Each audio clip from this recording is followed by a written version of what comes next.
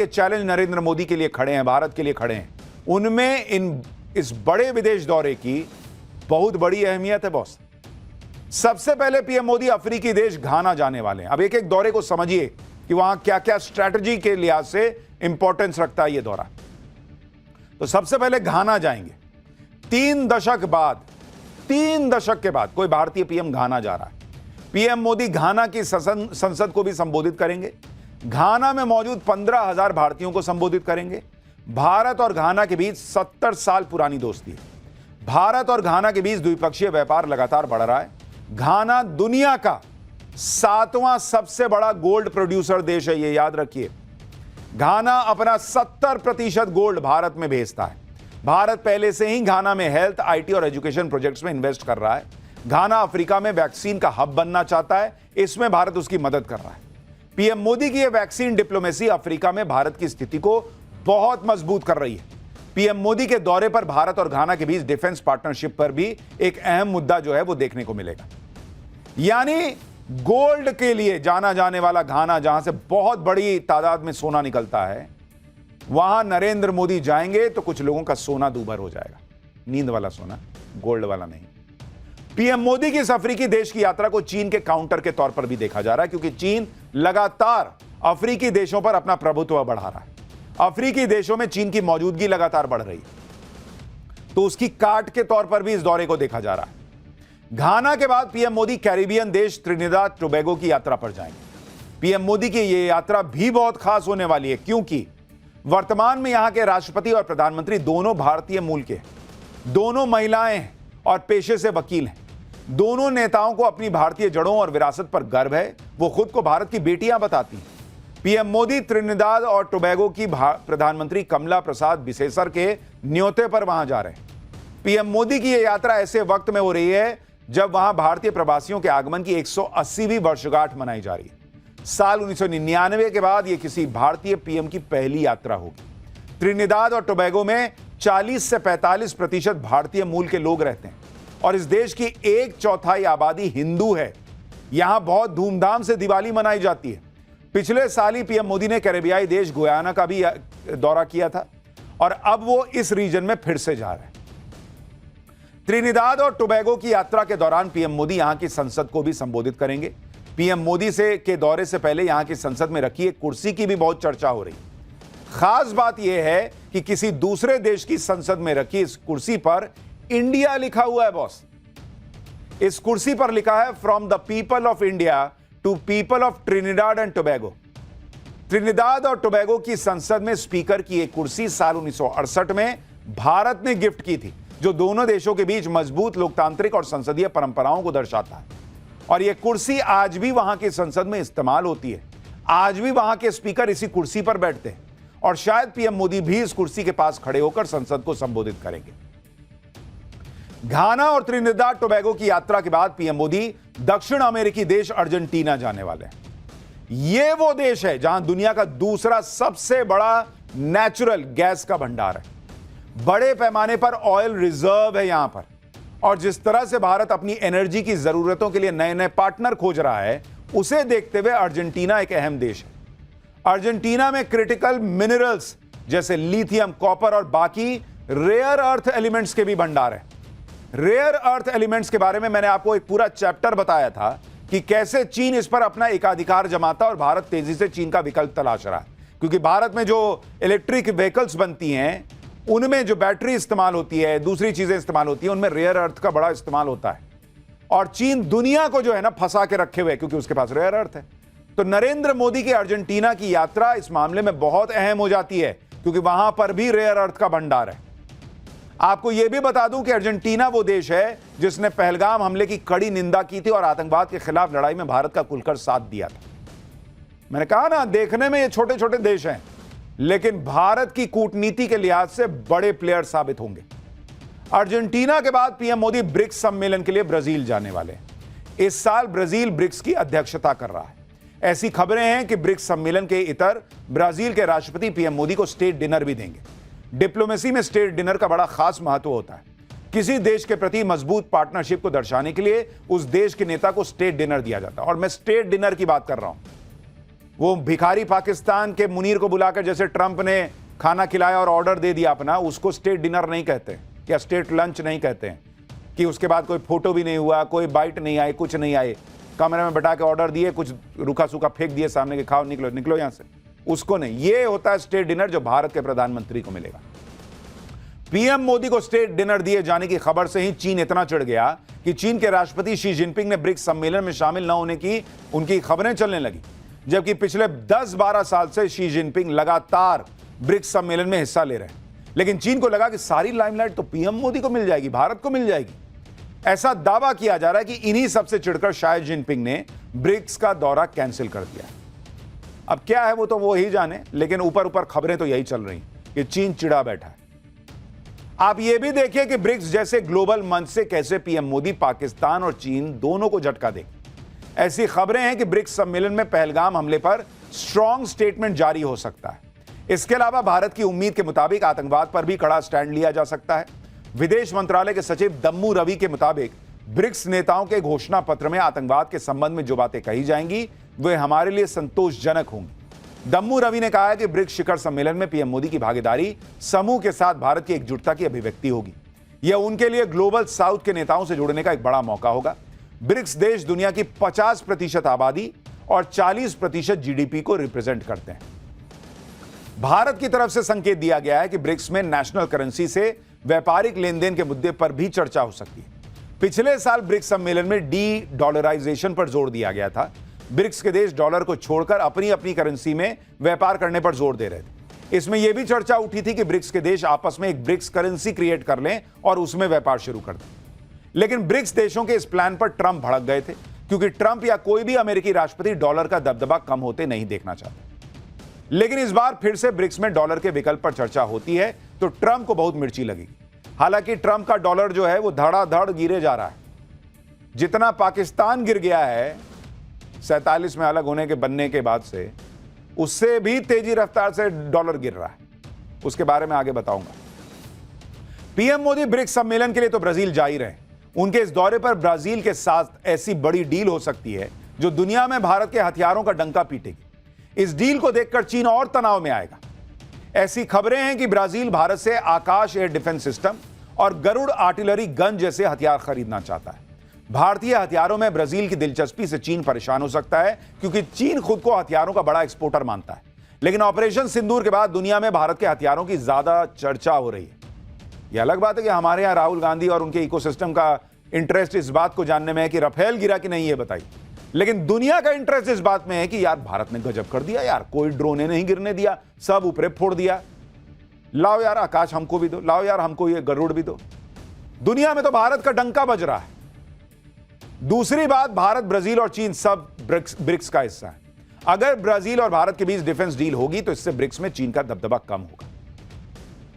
PM Modi अपने इस विदेश दौरे में नामीबिया भी जाने वाले हैं। अभी उसके बारे में तो बताया ही नहीं। नामीबिया अफ्रीका का वो देश है जिसके पास बड़े खनिज भंडार हैं। नामीबिया से डायमंड, क्रिटिकल मिनरल्स और यूरेनियम निकलते हैं। भारत की नामीबिया के साथ डायमंड ट्रेड, क्रिटिकल मिनरल्स और यूरेनियम सप्लाई पर बात हो सकती है। नामीबिया में दुनिया का सबसे ज्यादा मरीन डायमंड है, जो डायमंड भारत में लंदन और दूसरे शहरों के जरिए आता है। लेकिन भारत अब नामीबिया से सीधे डायमंड ट्रेड की बात कर रहा है। नामीबिया में भारत की कई डायमंड प्रोसेसिंग कंपनियां भी काम करती हैं। भारत ने नामीबिया के माइनिंग, डायमंड प्रोसेसिंग सेक्टर में बड़ा निवेश भी कर रखा है।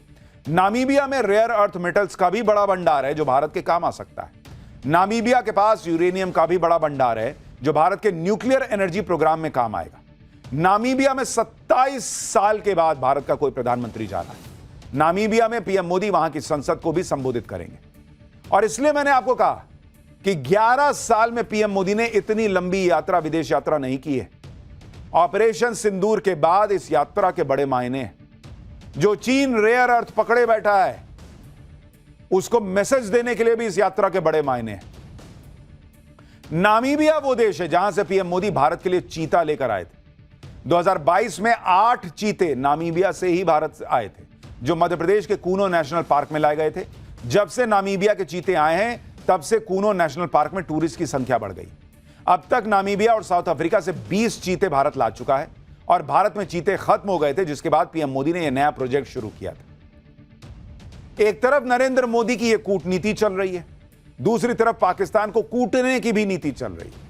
जिस तरह से पाकिस्तान का फर्जी फील्ड मार्शल मुनीर फिर से भारत के खिलाफ जहर उगलने लगा है, जिस तरह से असीम मुनीर अपने आतंकवादियों को उकसा रहा है और फिर से टेरर कैंप खड़ा कर रहा है, उससे अगर कभी भी नरेंद्र मोदी ऑपरेशन सिंदूर पार्ट 2 शुरू कर दें या उसका मौका मिल जाए तो हैरानी नहीं होनी चाहिए।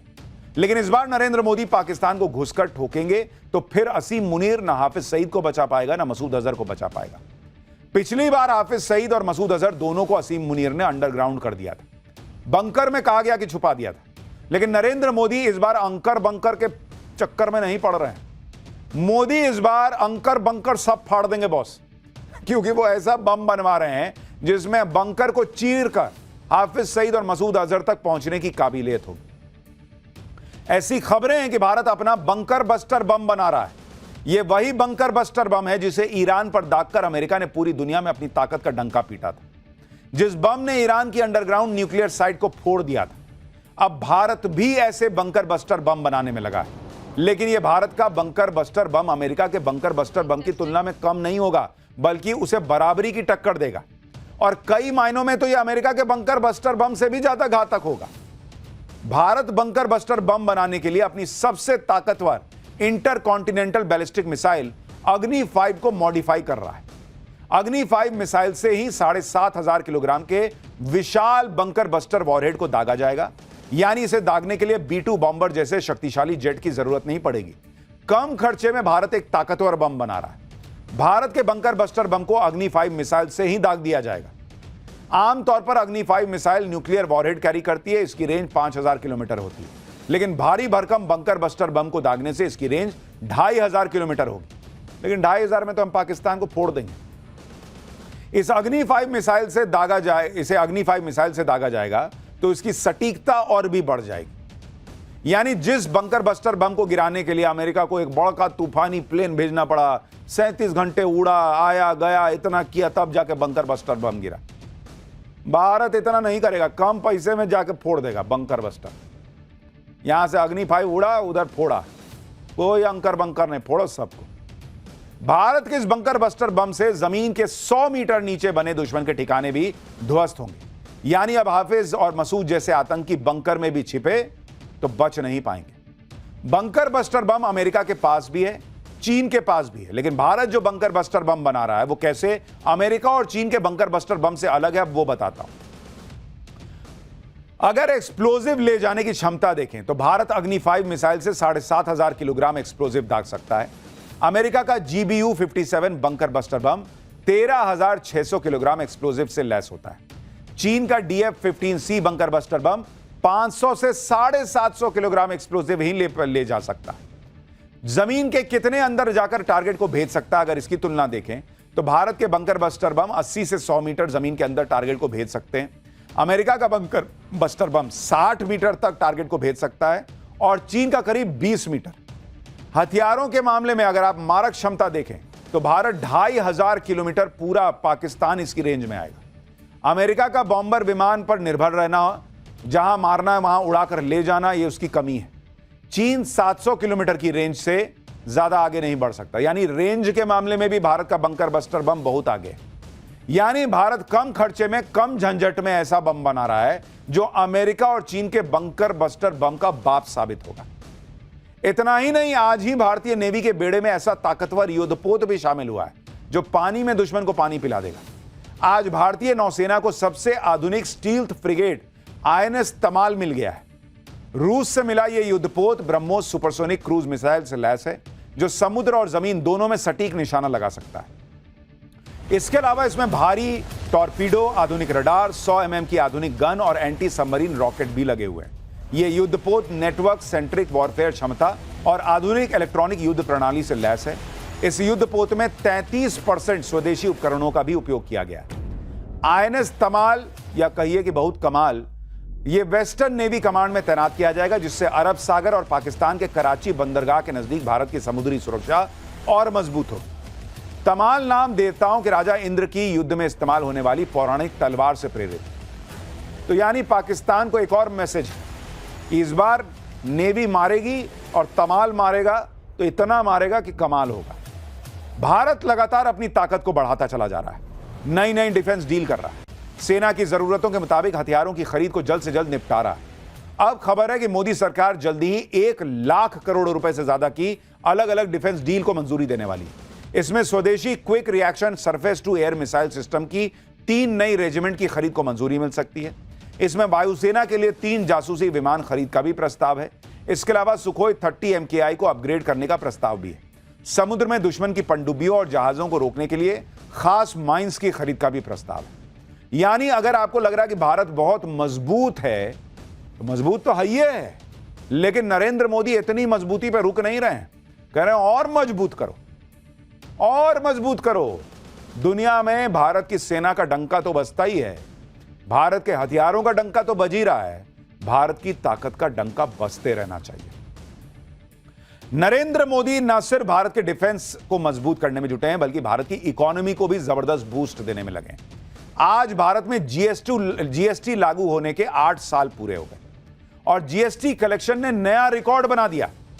वित्तीय वर्ष 2025 में जीएसटी से कुल 22,08,000 करोड़ रुपए जमा हुए हैं, जो पिछले वित्तीय वर्ष 2024 के 20,18,000 करोड़ से ऑलमोस्ट 9.5% ज्यादा है।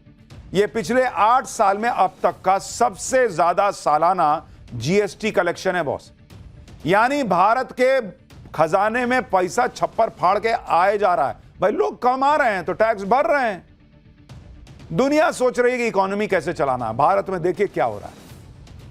और सिर्फ जीएसटी कलेक्शन नहीं, बल्कि हर मोर्चे पर भारत की इकोनॉमी लंबी छलांग मार रही है। अभी कल ही आरबीआई की फाइनेंशियल स्टेबिलिटी रिपोर्ट आई है, जिसमें यह कहा गया है कि भारतीय अर्थव्यवस्था मजबूती के साथ आगे बढ़ रही है। भारत की मजबूत अर्थव्यवस्था ग्लोबल ग्रोथ की अहम वजह बनी हुई है।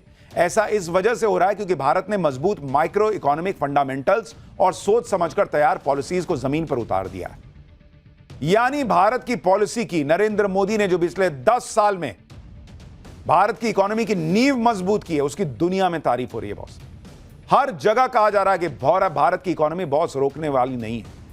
आज ही global financial think tank Morgan Stanley ने भी भारतीय अर्थव्यवस्था का लोहा माना है, जिसने अपनी रिपोर्ट में कहा है कि भारत अब भी दुनिया की सबसे तेजी से बढ़ती